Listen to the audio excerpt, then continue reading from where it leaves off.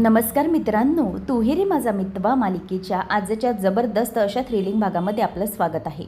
ईश्वरी मामीचा पाठलाग करत असते. त्याच वेळेला आता मामी ही काचेतून आरशातून बघते की हे काय आहे, म्हणजे ईश्वरी माझा पाठलाग करते. बहुतेक हिला माझा संशय आला आहे म्हणून ही माझा पाठलाग करते. पण मला वाटलंच ही अशी आगाऊ मुलगी आहे ना, नको तिथे आगाऊपणा करण्याची हिला गरज कुठून आली आहे काय माहिती. नाही, काही झालं तरीही हिला माझ्यावर संशय आला असणार ना, म्हणून ही माझा पाठलाग करते. काहीतरी करून हिला मला चकवा द्यायला पाहिजे, म्हणून काहीतरी मला केलंच पाहिजे असं म्हणून आता मामी हे सगळं करण्याचा प्रयत्न करत असते. नक्की काय करू हे तिला कळत नसतं. ती आता तेवढ्यातच म्हणते की काहीतरी करून हिला इथून कटवली पाहिजे. जर डायरेक्ट मी उदयकांतकडे गेले तर ही माझा पाठलाग करून माझं सत्य शोधून काढेल.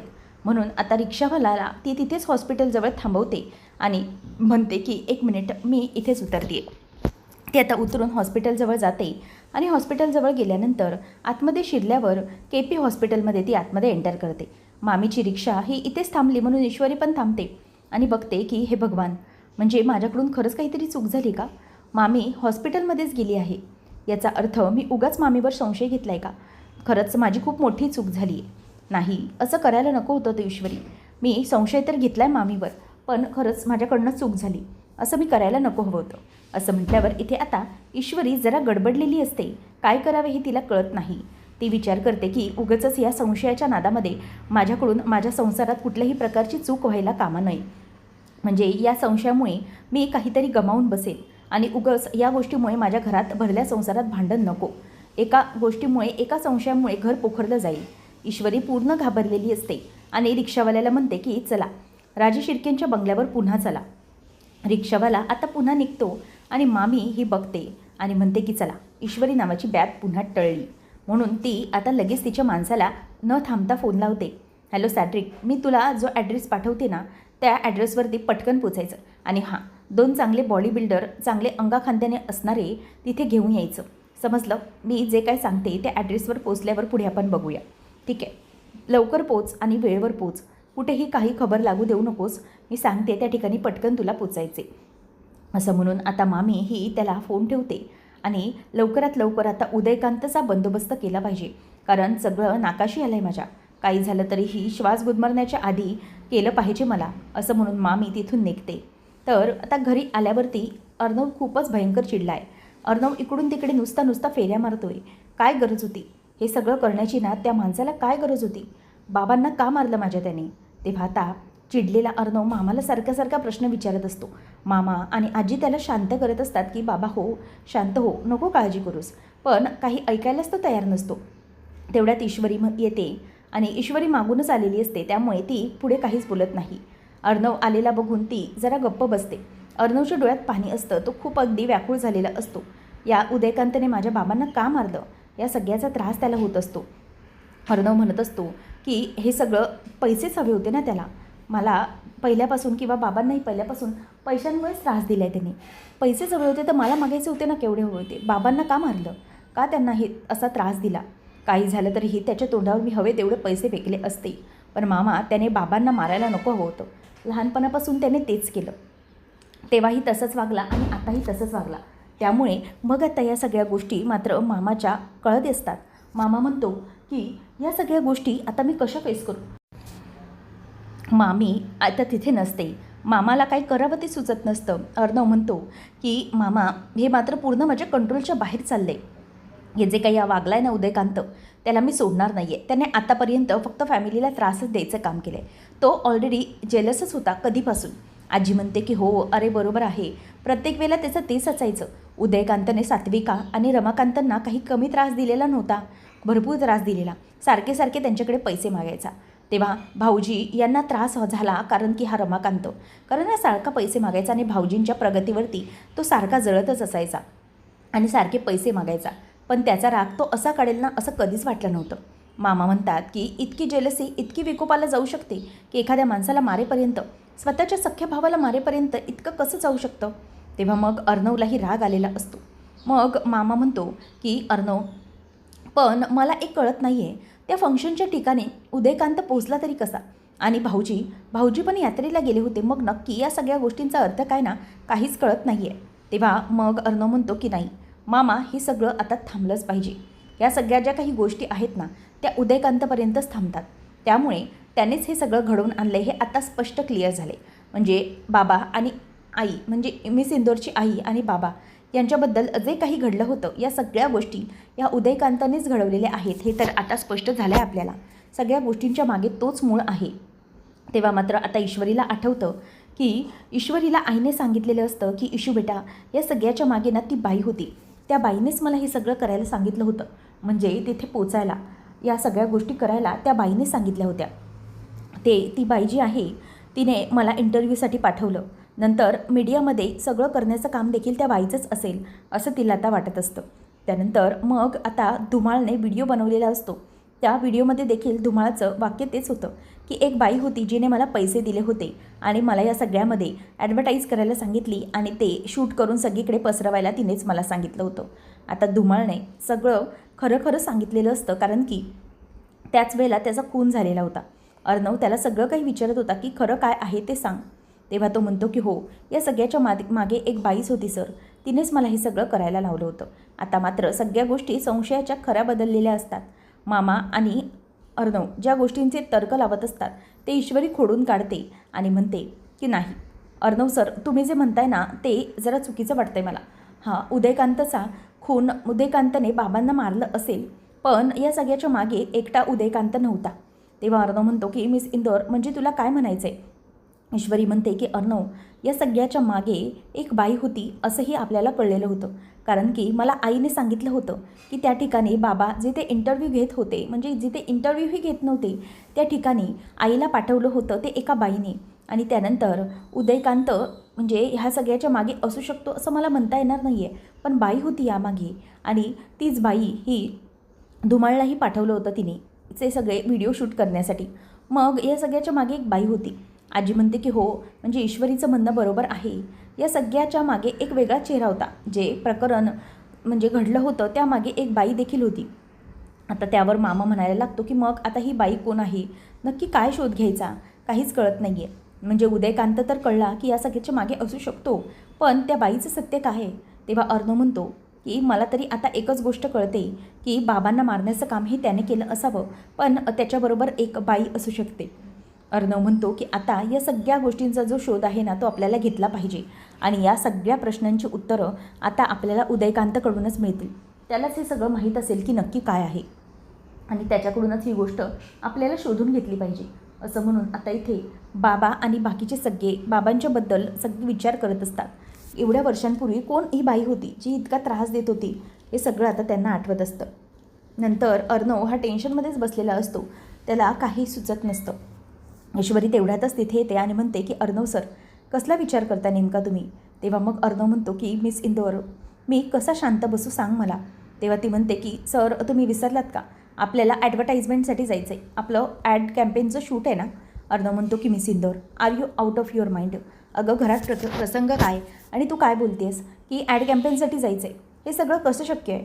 तेव्हा मग ईश्वरी म्हणते की अर्णव सर काय करणार आपण हे आता ठरवलं आहे आणि समोर आपण कंपनीला देखील वचन दिलं आहे ना, मग तसं केलं पाहिजे ना. अर्णव म्हणतो की नाही मिस इंदोर बाबांचा मारेकरी दिसला आहे आणि मला असं झालं आहे की त्याला कधी एकदा मी भेटतो आहे. काही झालं तरीही मला आता या गोष्टीमध्ये अजिबात इंटरेस्ट नाही आहे. तेव्हा मग कसं तरी ती त्याला समजवण्याचा प्रयत्न करते. तेवढ्यातच शिर्के येतात. शिर्के म्हणतात की अर्णव सर चला आपल्याला उशीर होत आहे. मग अर्णव म्हणतो की कशासाठी काय करायचं आता.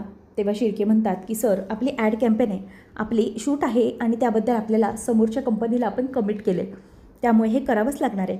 अर्णव म्हणतो की नाही मिस इंदोर तुम्ही त्यांना कळवा आणि शिर्के तुम्ही पण की आपल्याला याच्यामध्ये इंटरेस्ट नाही आहे, मला खरंच याच्यात आता इंटरेस्ट नाही आहे. तेव्हा मग आता शिर्के म्हणतात की सर मी तुम्हाला खरंच सांगतो या सगळ्या ज्या गोष्टी आहेत ना त्या खरंच खूप म्हणजे महत्त्वाच्या आहेत आपल्या कंपनीसाठी. ॲक्च्युली आपल्या कंपनीची PR टीम पण यामध्ये पूर्णपणे इन्व्हॉल्व झाली आहे. तेव्हा अर्णव आता म्हणतो की आता मी काय करायचं आहे. तेव्हा शिर्के म्हणतात की सर बिलीव्ह मी म्हणजे हे जर आपण केलं ना तर आपल्याला त्याचा खरंच खूप फायदा होऊ शकतो. त्यामुळे प्लीज म्हणजे मला असं वाटतं आहे की तुम्ही या सगळ्या गोष्टींमध्ये पूर्णपणे लक्ष द्यावं, त्याशिवाय या काही गोष्टी शक्य होणाऱ्या नाही आहेत. तेव्हा मग आता शिर्के म्हणायला लागतात. त्याप्रमाणे अर्णव म्हणतो की PR टीम पूर्णपणे याच्यामध्ये इन्व्हॉल्व आहे आणि याच्यामुळे आपल्या कंपनीचा फायदा होणार आहे का.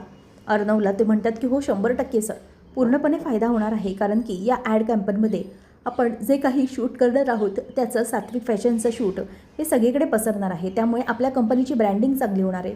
शिवाय आपलं फॉरेन मार्केटही चांगलं कॅप्चर होऊ शकतं. या सगळ्या गोष्टी यामध्ये आहेत. त्यामुळे आपल्याला या सगळ्या गोष्टींमध्ये हे सगळं अवलंबून राहावं लागणारच आहे. शिवाय सगळं काही चांगलं होणार आहे, त्यामुळे आपल्याला करावं लागेल.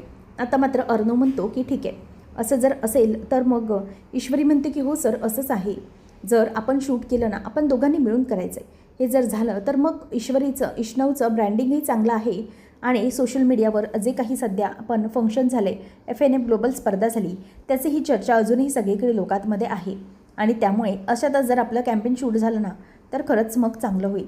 आता अर्णव आणि ईश्वरी गप्पच असतात. शिर्के बोलत असतात. अर्णव आता त्याबद्दल विचार करतो आणि हो ओकार देतो. ओके फाईन असं म्हणून तो तयार होतो. फायनली ईश्वरी आणि अर्णव दोघंही तयार होऊन निघालेले असतात. ईश्वरी पण तयार झालेली असते. अर्णवला ती म्हणते की बघितलं सर, तुम्ही तयार झालात ना, एकदम बढिया काम झालं. म्हणजे जे काही व्हायचं ते आपण शोधू, पण पुढच्या गोष्टी या आपल्या हातात तर नाही आहेत ना. आपल्याला हे सगळं शोधावं लागेल. आणि कसं आहे ना, आपल्या कंपनीचं प्रमोशन होईल तेवढं चांगलं ना. अर्णव म्हणतो की मिस इंदौर, ऑलरेडी मी कन्व्हिन्स झालो आहे, मग तू सारखं त्याच गोष्टीवर कशाला बोलते आहे. ईश्वरी म्हणते की हो मला माहिती आहे, पण जस्ट एक इन्फॉर्मेशनसाठी तुम्हाला मी म्हणते. म्हणजे कसं आहे, तुम्हाला तेवढं जास्त कळावं म्हणून.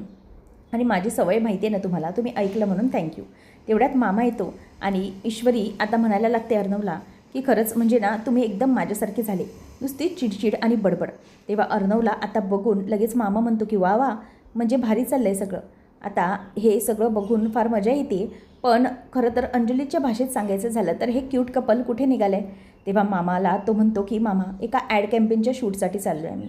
तेव्हा मामा चकित होतो, ॲड कॅम्पेनच्या शूटसाठी आणि अर्णव तू चक्क. तेव्हा मग ईश्वरी म्हणते की हो मामा, मीच तयार केलं यांना.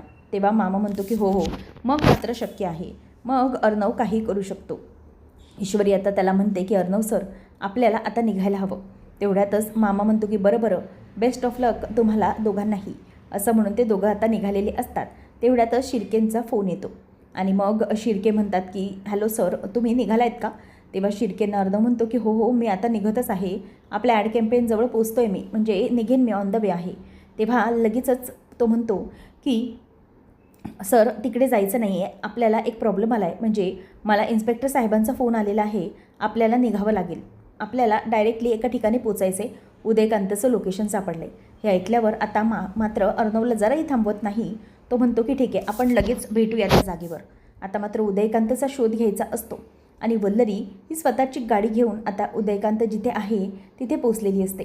ती आता फोन करते आणि म्हणते की हॅलो सॅड्रिक, तू आणि तुझी माणसं पोचली आहेत ना. तेव्हा तो म्हणतो की हो मॅडम मी पोचतो आहे.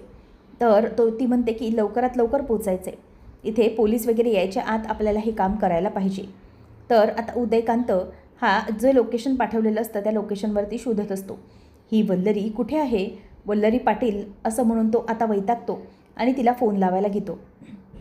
वल्लरीला आता फोन लावायला घेतल्याबरोबर इथे आता लगेच उदयकांत म्हणतो की अगं ए पाटील, आहेस कुठे तू, किती शोधतोय मी तुला, तेच लोकेशन दिलं आहे ना, सारखं तुला किती शोधायचं, असं म्हणून आता इकडे तिकडे तो करत असतो. त्यावेळेला मात्र वल्लरी वैतागते आणि म्हणते की हो मी तुला जी जागा पाठवली ना त्याच जागेवर ये बघ. आता मात्र ती त्या जागेवरती यायला बघते आणि त्यानंतर वल्लरी ही आजूबाजूला येते आणि उदयकांतला म्हणते की उदयकांत आलास का इकडे. आता एकदम ओसाड जागा असते, त्या ठिकाणी तिने उदयकांतला बोलवलेलं असतं. आता उदयकांत त्या वाड्यावरती आलेला असतो आणि मग तो लांबूनच बघतो तर इथे पाऊस कोसळायला सुरुवात झालेली असते. वल्लरी पाटील, मला तिकडे बोलवून तू इकडे आलीस काय, असं म्हणून तो रागाने आता तिकडे जायला निघालेला असतो. वल्लरी लांबूनच त्याच्याकडे बघते आणि म्हणते की नाही, आज काही झालं तरीही याचा बंदोबस्त करावा लागेल.